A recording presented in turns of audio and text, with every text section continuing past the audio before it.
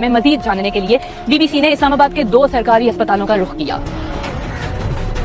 Be چوک کے قریب ترین یہ پولی کلینک ہاسپٹل ہے۔ بی بی سی نے اس ہاسپٹل کے رجسٹرز میں ان زخمیوں کا ریکارڈ دیکھا جنہیں اس آپریشن کے دوران گن شاٹ وونڈز کے ساتھ یہاں لایا گیا۔ ان کی تعداد 28 تھی اور یہاں کئی ڈاکٹرز اور طبی عملے نے یہ تصدیق کی ہے کہ ان سب کو ان کے فرینڈز، فیملیز یا خود پی ٹی آئی کے ورکرز بھی سرجریز کے فوراً بعد ہاسپٹل سے لے گئے۔ یہاں موجود کئی ڈاکٹرز نے بی بی سی سے بات کی ہے اور انہوں نے اپنا نام ظاہر نہ کرنے کی شرط پر یہ بتایا۔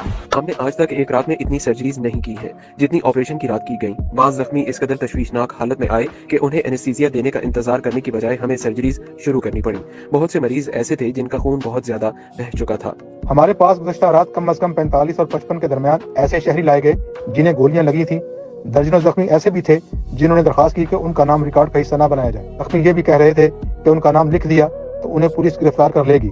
یہاں پولیس نے لاشوں کا پوسٹ مارٹم کرنے سے بھی روکا۔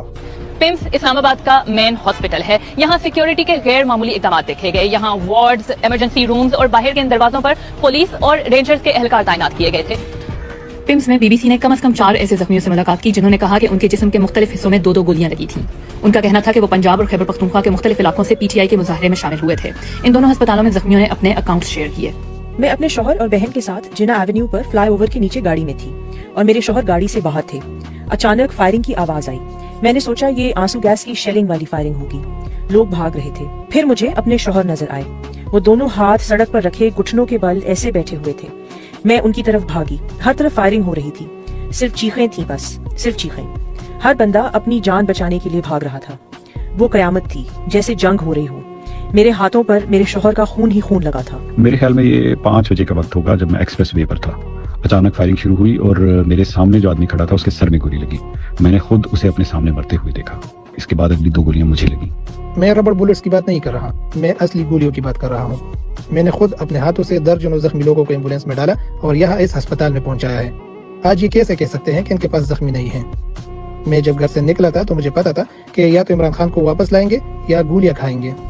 ان ہاسپٹلز میں ڈاکٹرز اور طبی عملے کی جانب سے یہ دعویٰ کیا گیا کہ پولیس حکام نے انہیں لاشوں کا پوسٹ مارٹم کرنے سے روکا۔ یہاں موجود مریضوں کے لواحقین نے یہ الزام بھی لگایا کہ ہسپتالوں کی انتظامیہ انہیں مریضوں کی میڈیکل فائلز تک رسائی نہیں دی رہی ہے۔ بی بی سی نے ان تمام الزامات سے متعلق اسلام آباد پولیس، پولی کلینک کی انتظامیہ اور یہاں پمس کی ایڈمنسٹریشن سے رابطہ کیا۔ پمس انتظامیہ نے کہا ہسپتال میں تمام زخمیوں کا علاج کیا جا رہا ہے، تاہم انہوں نے دیگر سوالوں کا جواب اب تک نہیں دیا۔ لیکن اسلام آباد پولیس اور پولی کلینک کی جانب سے لاشوں کے پوسٹ مارٹم اور پولیس کے دباؤ سے متعلق کوئی جواب نہیں دیا گیا۔ اسی تمام انفارمیشن کے بارے میں بی بی سی سے بات کرتے ہوئے حکومتی وزیر عطا طاہر نے تمام الزامات کی تردید کی اور اسے پروپیگنڈا قرار دیا۔